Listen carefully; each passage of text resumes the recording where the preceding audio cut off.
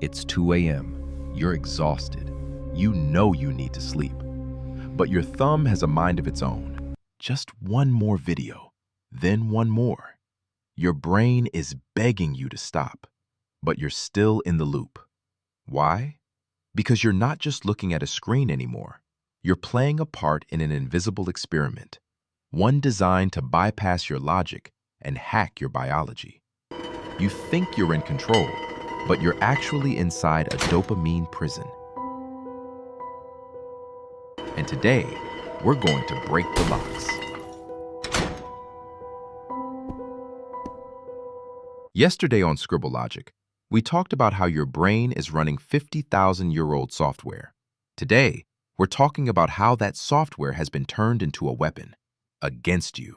To understand why we scroll, we have to go back 50,000 years. Back then, dopamine had nothing to do with pleasure. It was about survival.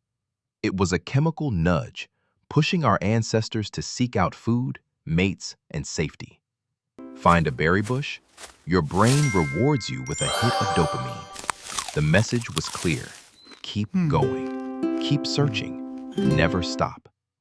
That system kept you alive back then. Today, it has you chained to a screen.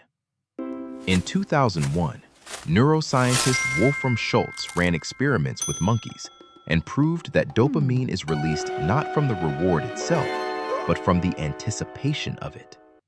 When monkeys learned when a reward was coming, dopamine spiked at the moment of waiting, not the moment of receiving. This proved that the seeking system is far more powerful than the liking system.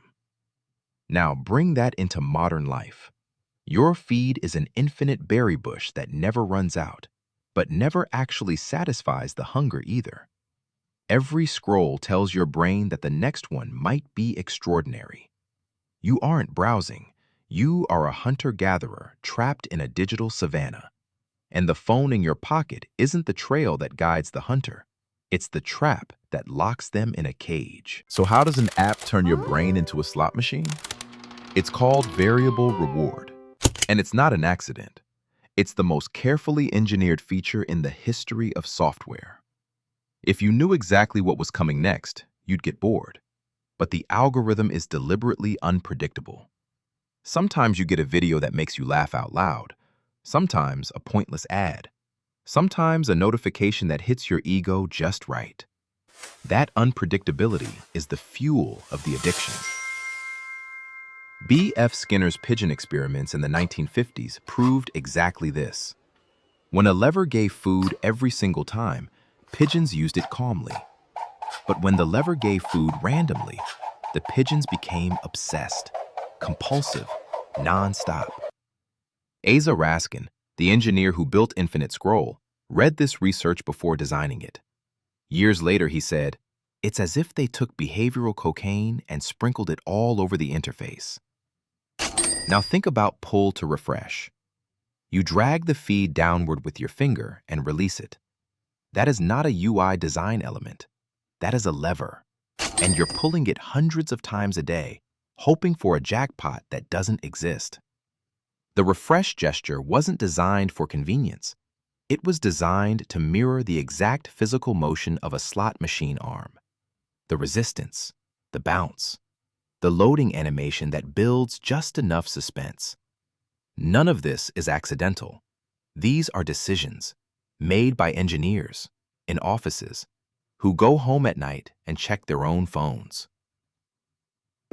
A 2016 study published in the Journal of Experimental Psychology found that smartphone notifications, even without checking the phone, caused significant drops in focus and task performance. Just hearing the buzz or seeing the screen light up was enough to fracture attention. The participants didn't even respond to the notifications. Just knowing one existed was enough to pull the brain away from what it was doing. So even when you don't check your phone is checking you. But there's a deeper, darker layer beneath all of this. Your need to belong. For our ancestors, being cast out of the tribe meant certain death. You were hardwired to stay connected, to know what the tribe was doing, to validate your position within it. When you check your phone for notifications, your brain isn't just looking for entertainment. It's checking for survival signals. Is the tribe still there? Am I still accepted? Did anyone reach out? Research by Matthew Lieberman at UCLA, published in 2013, showed that social rejection activates the same regions of the brain as physical pain. Not getting a like, being left on red, being excluded from a group chat. These aren't just uncomfortable, they register in the brain the same way a broken bone does. This is not metaphor. This is neuroscience. Social media platforms weaponize this ancestral fear of exile. They keep you scrolling not just to entertain you, but to keep you terrified of being left behind. Everyone knows about this trend. Do you?